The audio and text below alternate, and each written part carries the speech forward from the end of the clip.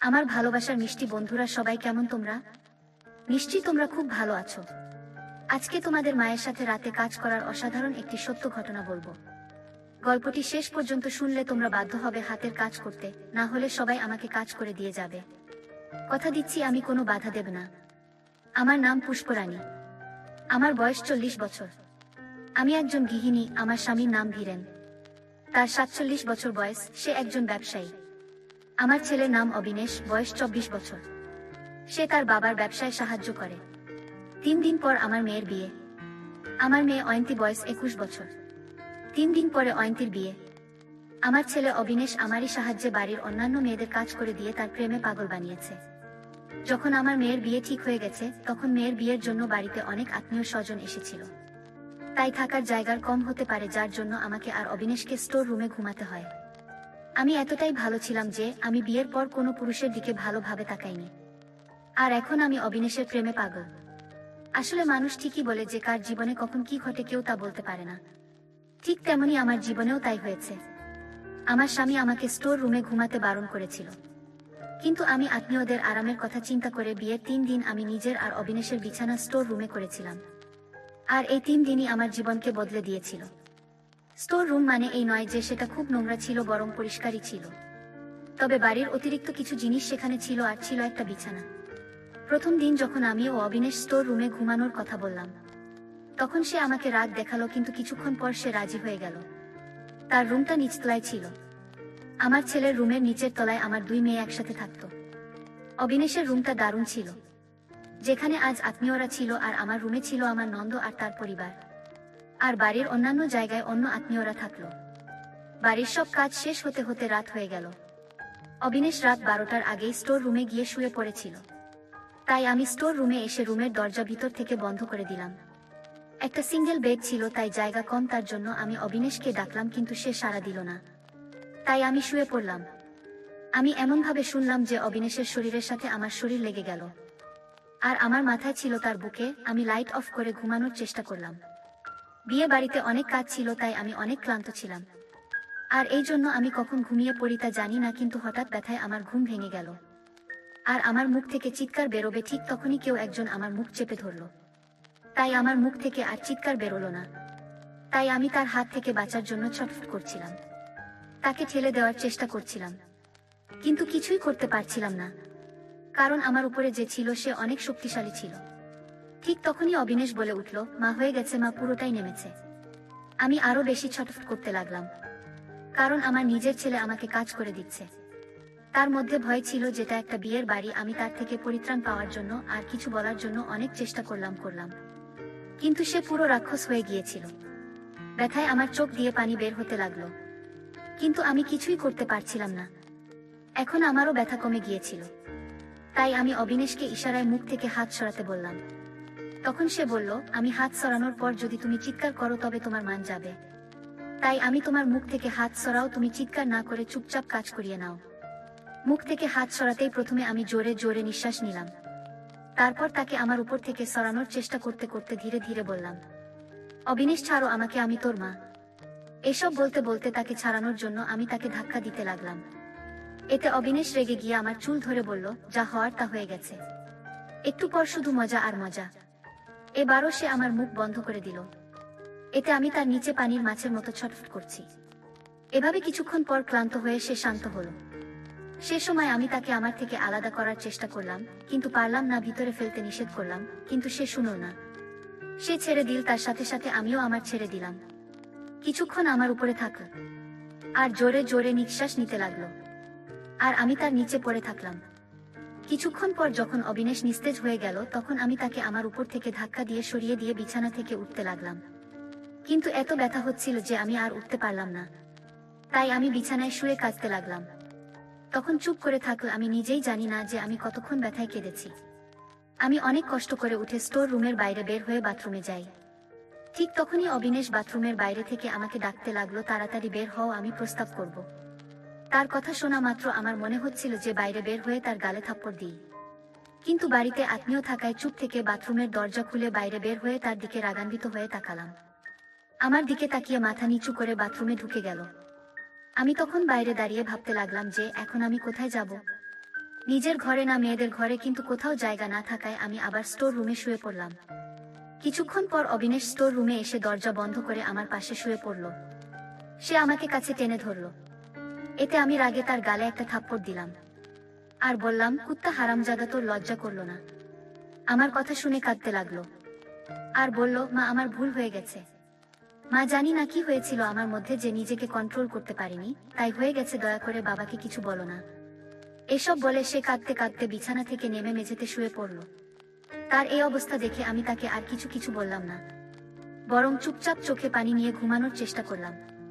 আর ভাবতে লাগলাম যে কি থেকে কি হয়ে গেল, আর না জানি আগে আরো কি হবে। তবে এসব ভাবতে ভাবতে কখন ঘুমিয়ে গেছে তা জানি না। আমার ঘুম ভেঙে গেল যখন আমি বুঝতে পারলাম যে কেউ আমার উপরে আছে। আমি আমার চোখ খুললাম। আমি আমার উপরে অবিনেশকে দেখতে পেলাম। কেবল কাজ শুরু করবে ঠিক তখনই আমি তাকে জোরে ধাক্কা দিলাম, কিন্তু সে শক্ত করে ধরেছিল। আমি আবার পরাস্ত হলাম। আবার আমার মুখ বন্ধ করে দিল। এখন স্টোর রুমে কিছুটা আলো ছিল, কারণ বাইরে হল রুমে লাইট জ্বালানো ছিল, তাই আমরা একে অপরকে দেখতে পাচ্ছিলাম। বেশি চিৎকার করো না, বাইরে আত্মীয় স্বজনেরা সব উঠে যাবে, তখন সবাই জানতে পারবে। আমার চোখ দিয়ে পানি পড়তে লাগলো, কিন্তু অবিনেশ তবু থামলো না। আমি ছটফট করতে লাগলাম, তবে সে আমার মুখ থেকে হাত সরিয়ে নিল। কিন্তু আমি চিৎকার করতে পারলাম না, কারণ বাসাভর্তি মেহমান, তাই তাকে নিচু সুরে বললাম, কেন এমন করছিস? অবিনেশ, আমাকে ছেড়ে দে, আমি যে তোর মা। এসব বলতে বলতে আমি তাকে সরাতে লাগলাম, কিন্তু সে আমাকে শক্ত করে ধরে রাখলো আর বলল, আর একটু মা। আমার চোখ দিয়ে পানি পড়তে লাগলো। ঠিক তখনই বাইরে থেকে আমার মেয়ে আমাকে ডাকতে লাগলো, অনেক বেলা হয়ে গেছে, ঘুম থেকে উঠো মা। এতে আমি তাড়াতাড়ি চোখ খুলে অবিনেশের দিকে তাকালাম। সে আমাকে চুপ করে থাকার ইশারা করলো। তখন আমি তাকে বললাম, অবিনেশ, ছেড়ে দে আমায়, বাইরে সবাই আছে, আমি তোর মা।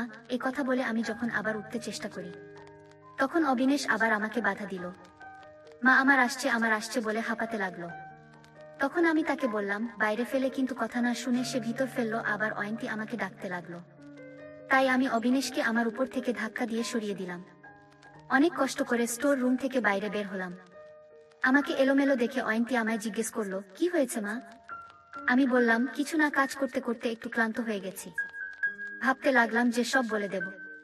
মাঝে মাঝে আমি সমীরের কাছে গেলেও তাকে কিছুই বলতে পারলাম না, কারণ বিয়ের বাড়ি তো না জানি কি না কি হয়ে যায়। তাই বিয়ের পর স্বামীর সাথে এ নিয়ে কথা বলব বলে ভাবলাম, আর বাড়ির কাজে লেগে পড়লাম। একদিন পর আমার মেয়ের বিয়ে, তাই আরো আত্মীয় স্বজন বাসায় আসতে লাগলো। ফলে বাড়িতে থাকার জায়গা আরো কমে গেল। কিন্তু আমি আজ অবিনেশের সাথে থাকবো না বলে ভেবে নিয়েছি। দিনের বেলা অবিনেশের মুখোমুখি হলে আমার দুজনই মুখ ঘুরিয়ে নিয়েছিলাম, আর রাতে যখন ঘুমানোর সময় এল তখন আমার ঘুমানোর জায়গা ছিল না। তখন অবিনেশ আমাকে স্টোর রুমে ঘুমাতে বলল। এটা শুনে আমি তার দিকে তাকাতে সে গত রাতের জন্য আমার কাছে ক্ষমা চেয়ে বলল, আর হবে না। এ কথা বলে কাঁদতে লাগলো। তার চোখে পানি দেখে আমি তাকে বিশ্বাস করলাম, আর তার সাথে স্টোর রুমে ঘুমাতে আসলাম। রুমে এসে আমরা শুয়ে পড়লাম। আমরা একে অপরের সাথে কথা বলছিলাম না, আর না চাইতেও বারবার আমার সকলের কথা মনে পড়ছিল। ঘুমানোর চেষ্টা করলাম, প্রায় ঘুমিয়ে গিয়েছিলাম, কিন্তু অবিনেশের জন্য তা আর হলো না। তার শক্তির সাথে আমি এবারও পারলাম না। আমি তাকে হাত জোড় করে আমাকে ছেড়ে দেওয়ার জন্য বললাম, কিন্তু সে না, আমার কথা শুনল না, আমাকে আবার করে ছাড়ল। আমরা দুজনেই জোরে জোরে নিঃশ্বাস নিতে লাগলাম। আমার চোখ দিয়ে পানি পড়তে লাগলো, কিন্তু এতে অবিনেশের কিছু যায় আসে না। আমি কাঁদতে কাঁদতে ঘুমিয়ে পড়লাম। আমি একটা জীবন্ত লাশের মতো সব সহ্য করে নিচ্ছি। বাথরুমে গিয়ে আমি কাঁদতে লাগলাম, কারণ আমি কিছুই করতে পারছিলাম না। সারাদিন কাজের মধ্যে গেল। রাতে পার্টি সেন্টারে বিয়ের জন্য দুই পরিবার এক হলাম। শুরু হয়ে গেল। হঠাৎ আমার একটা জিনিসের জন্য বাসায় যাওয়ার প্রয়োজন হলো, কিন্তু আমি রাত 1টার সময় অন্য কারো সাথে যাওয়া নিরাপদ মনে করলাম না। তাই আমি অবিনেশকে নিয়ে গেলাম বাসায়। শুধু বয়স্করা ছিল আর বাকিরা সবাই ছিল পার্টি সেন্টারে। যখন আমি আমার ঘরের জিনিস নিতে আসলাম, ঠিক তখনই অবিনেশ আমার ঘরে ঢুকে দরজা বন্ধ করে দিল। এটা দেখে আমি বললাম, অবিনেশ, দরজা বন্ধ করছিস কেন? আমি তার মতলব বুঝে গিয়েছিলাম, তাড়াতাড়ি আসো, আমাদের পার্টি সেন্টারে যেতে হবে। আমি ঘর থেকে বেরিয়ে যেতে লাগলাম। ঠিক তখনই অবিনেশ তার মোবাইল বের করে আমাকে একটা ভিডিও দেখাতে লাগলো, যেখানে সে আমাকে কাজ করে দিচ্ছে। এটা দেখে আমি খুব ভয় পেয়ে গেলাম। তখন সে আমাকে বলে, উপরে আসো, না হলে এই ভিডিওটা আমি বাবাকে পাঠিয়ে দেব। তার এই কথা শুনে আমার ভয় আরো বেড়ে গেল। সে আবার বলল, তাড়াতাড়ি আসো, আমাদের আবার যেতে হবে। তার কথা শুনে আমি কাঁদতে লাগলাম আর বললাম, আমি তোর মা হই। অবিনেশ বলল, না, এটা কোনো সম্পর্ক বোঝে না। দেরি না করে তাড়াতাড়ি আসো, না হলে আমি এখনই বাবাকে এই ভিডিওটা পাঠিয়ে দিচ্ছি। আমি তার কথা শুনে আস্তে আস্তে তার পাশে বসলাম। সে উপরে বসতে বলল, আমার চোখ দিয়ে তখন পানি বের হতে লাগলো, কিন্তু আমার কিছু করার ছিল না। তখন অবিনেশ বলল, তুমি একটু একটু নাচো। তার এটা শুনে আমি তার গালে একটা জোরে থাপ্পড় দিলাম। তখন সে হাসতে হাসতে বলল, যত দেরি করবে ততই আমাদের যেতে দেরি হবে। আমি আবার বললাম, কিছু তো লজ্জা থাকা দরকার তোর, আমি তোর মা, আজ তোর বোনের বিয়ে। সে আমার কোনো কথাই শুনল না। তুমি যে কত সুন্দর তা তুমি নিজেই জানো না। তোমার এই সৌন্দর্যের জন্য আমি বাধ্য হয়েছি। আমি জানি তুমি আমার মা, আর আমি তোমার সম্মতিতে এসব হবে না। দুঃখিত মা, তুমি আসলে অনেক সুন্দরী। তার মুখে এসব কথা শুনে আমি খুব খুশি হলাম। অবিনেশের মুখ থেকে মা ডাক শুনে আমার মনে হলো আমি এসব কি করছি।